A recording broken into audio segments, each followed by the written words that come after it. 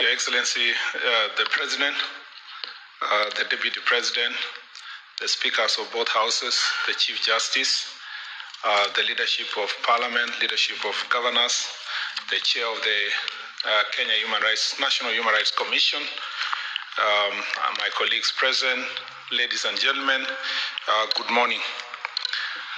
Your Excellency, it gives me really great pleasure to be here this morning and appreciate the work that has been done by the Commission and the panel that you established, because the Chair really captured very well the contents of the report. We have been part and parcel of the process of supporting the work that you established yourself and the former Prime Minister. Your Excellency, when you sat with the former Prime Minister and agreed on the way forward, I was also called and given marching orders from your office that it was time that the national security architecture is seen to be humane, to be compassionate, to appreciate that even when we are doing our job, sometimes there would be a few people who may go astray and cause pain to families, and these are citizens of Kenya, and we must show compassion and we must show that this practice must stop. First, let me say, Your Excellency, that since you came to office, even before I became the Cabinet Secretary for Interior, under the leadership of your Deputy President now, then the Cabinet Secretary, as a member of the Cabinet, I was privy to many discussions. You were very firm from day one that extrajudicial killings, enforced disappearance, killing of citizens must come to an end. This practice was informed by your personal experience.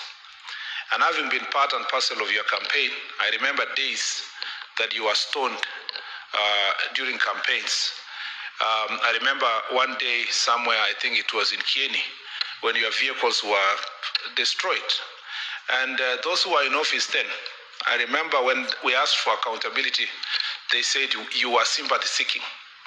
Your Excellency, as soon as you got to office, you said that the state cannot sanction destruction and killing of its citizens. We must end this practice. And so, Your Excellency, this is not just any other practice. For far too long, people have misunderstood who you are. But in the fullness of time, we are now almost 4 years into your administration. It's becoming clear that you are very thoughtful, you are very concerned about the citizens of this country.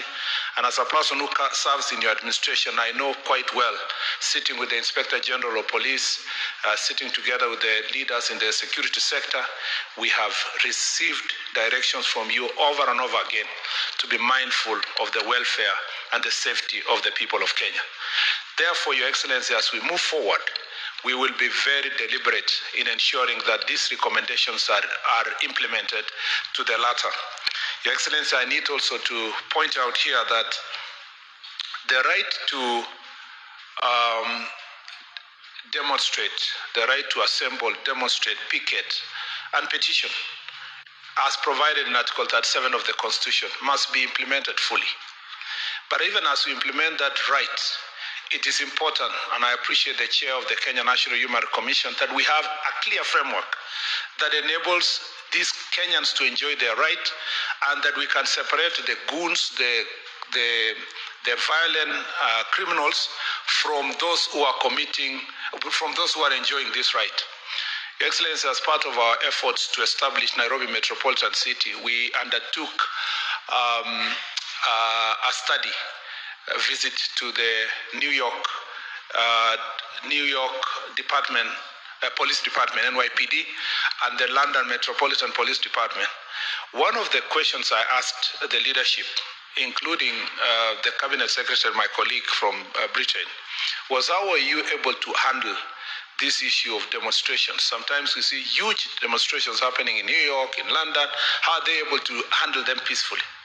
Your Excellency, the answer was unequivocal. Both in New York, you know, New York has suffered the brunt of terrorism and all kinds of criminal activities, including gangs in Harlem and other parts of New York. They were very, very critical that they do not compromise at all the question of criminal activity. if they see even one demonstrator carrying any form of weapon, they take the severest measure against those criminals. Your Excellency, it's because these developed nations separate completely, Your Excellency, the question of exercising your right and the question of safety of their people and the safety of their nation. And you see, there can be no enjoyment of a right without the responsibility. Those who come to public to enjoy their rights, they must appreciate that they have a responsibility to protect the rights of others. If we are going to become a nation that is going to have a peaceful demonstrations, we must separate completely, both by ourselves, by our media, by political leaders. We must differentiate between gangs, goons, violent people, arsonists. They are burning courts, they are burning people's businesses. They come to the street well prepared to come and loot and terrorize people. Rapists who are coming in the name of demonstration. We must call them for who they are and separate them from peaceful Kenyans who are undertaking demonstrations.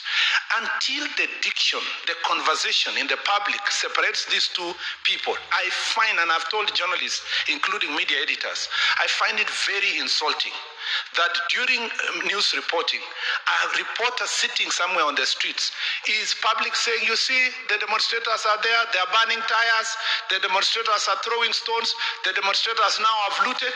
They still use the constitutional diction of assembling, demonstrating, picketing, or petitioning, using a positive language to describe criminals, Your Excellency, and therefore normalize criminal activities in the name of petitions. And this is the reason why in Kenya, you know, we are unable to separate the work of the police when they're dealing with these criminals and the ones who are dealing with peaceful Kenyans. And therefore, sometimes the greatest frustration by police officers is that they arrest someone on site.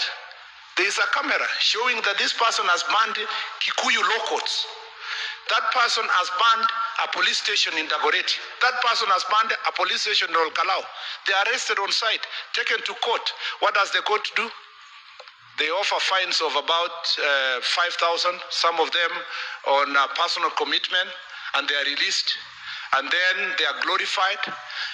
Kenyan countries all over the world, where they have restored sanity in their nation, the judiciary, the executive, the legislature work together knowing that there is only one national interest. And I think I look forward to seeing the draft that the chair is going to provide and to see that national interest is going to be protected in this draft.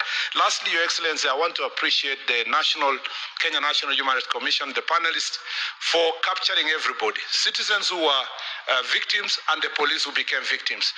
The promise I give is that as a ministry, we will work very hard to ensure that our police officers are properly trained to support support Kenyans to enjoy this right. And for as long as organizers and ourselves work together for peaceful protests, we shall ensure that our police officers are marching together, hand in hand with the demonstrators, are singing together, and by 5 p.m. everybody going home safely, and we shall not have situations where Kenyans are losing their lives.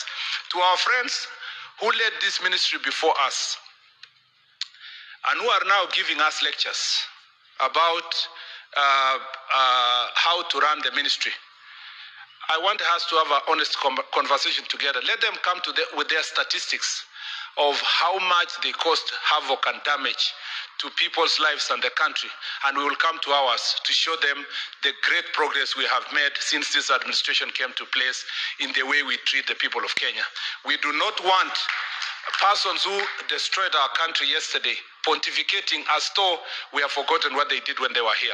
We must be honest. If we want to build a honest country, we must also be honest about those who are in office, but those who are aspiring to hold public office. I thank you, Your Excellency, and may God bless you. Thank you very much.